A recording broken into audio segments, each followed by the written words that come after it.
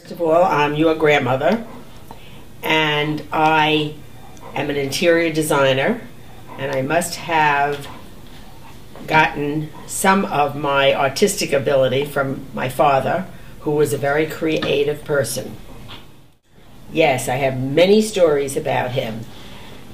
First of all, he was the most incredible person that I really ever knew.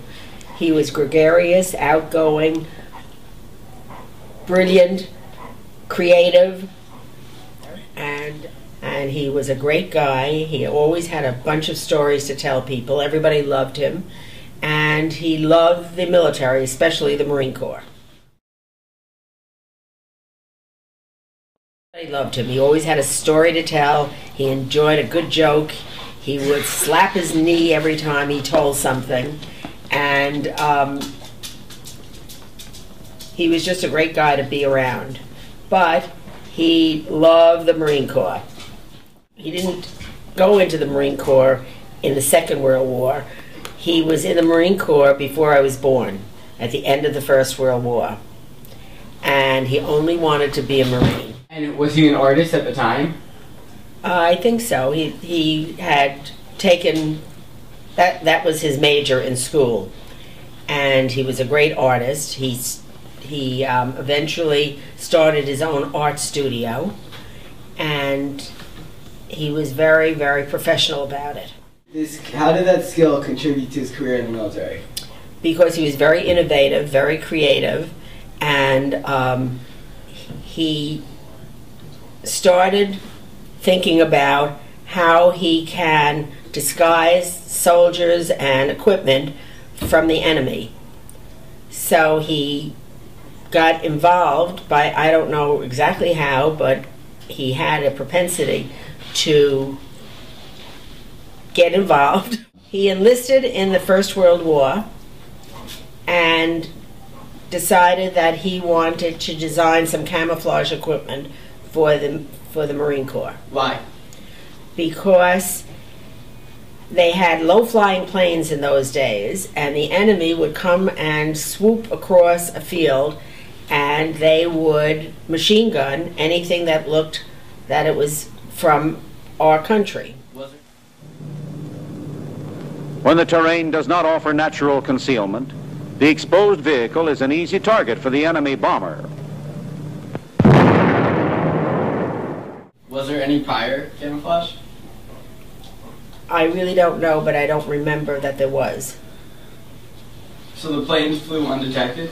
I mean, unprotected from the enemy at low levels? Yes, they would come in, and he decided that he was going to design a camouflage cover for these men and their equipment. So One common method of concealing a tank is to drape a garnished fish net over it.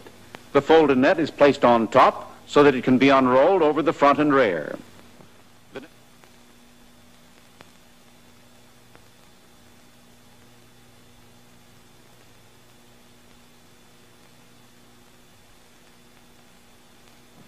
In broken terrain, a draped vehicle will usually not be detectable.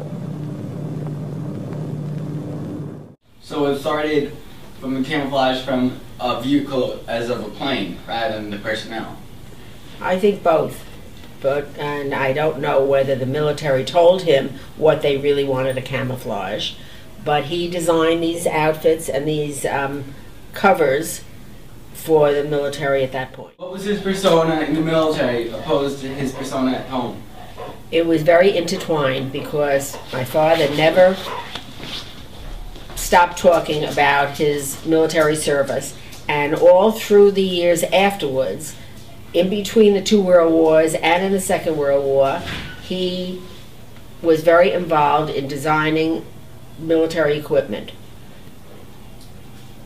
Did he bring anything home?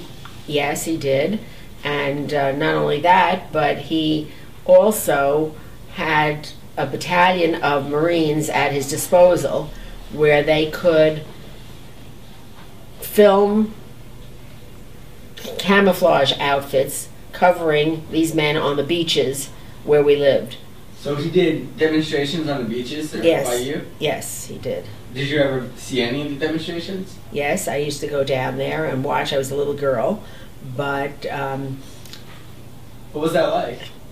it was very exciting because he had all these men under his command, and even though he was not in the military at that point, the Marine Corps gave him a lot of discretion as to what to do and how to film and what to design for their men.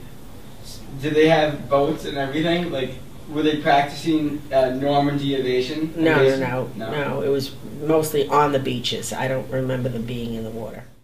Did any important people, such as the president or high-ranking, significant people, ever come to visit? Yes, not the president per se, but he was very involved with colonels and generals from the Marine Corps and the War Department who would come to see exactly what was happening, and some of them stayed at our house and some of them didn't, but they were involved in that area. What was it like growing up with such an important person?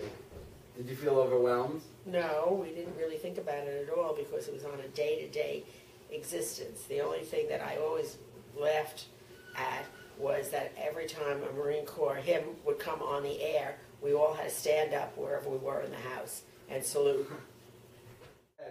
Did the other children think that was different? Well, I don't know whether they knew so much about it, except for our family. I mean, a lot of people didn't even know what he was doing. My father always loved to wear some of the equipment, some of the uniforms or whatever, or part of the uniforms that he had designed. And so friends would come by and see that he was either wearing a Marine Corps hat or he was wearing fatigues or whatever, because he really just loved doing what he was doing there. Father and his uncles, and your uncles, wore some of those uniforms, just for play.